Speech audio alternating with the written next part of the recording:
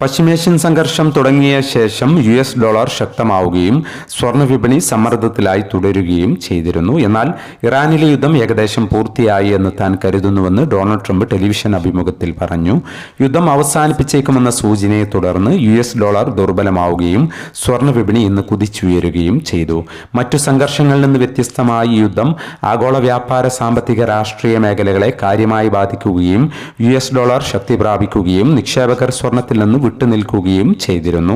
മേൽ സാഹചര്യങ്ങളിൽ അയവ് വരികയും ഡോളർ ദുർബലമാവുകയും ചെയ്യുമ്പോൾ നിക്ഷേപകർ സ്വർണത്തിലേക്ക് കാര്യമായി തിരിച്ചെത്തിയേക്കാം.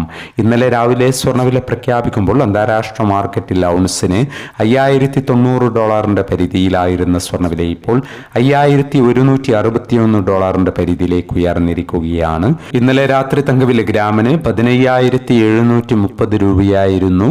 വൈകി വരുന്ന ഇന്നത്തെ തങ്കവിലയും ഇന്നത്തെ തങ്കവില അടിസ്ഥാനമാക്കി സ്വർണ്ണം വിൽക്കുമ്പോൾ ലഭിക്കേണ്ട തുകയും 11 മണിയോടെ കമന്റ് ബോക്സിൽ പിൻ ചെയ്യുന്നതാണ്.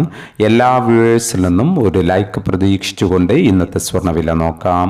ഇന്ന് പവന് 520 രൂപ കൂടി. ഇന്ന് 10/3/2026 പവന് 1,19,080, ഗ്രാമിന് 14,885.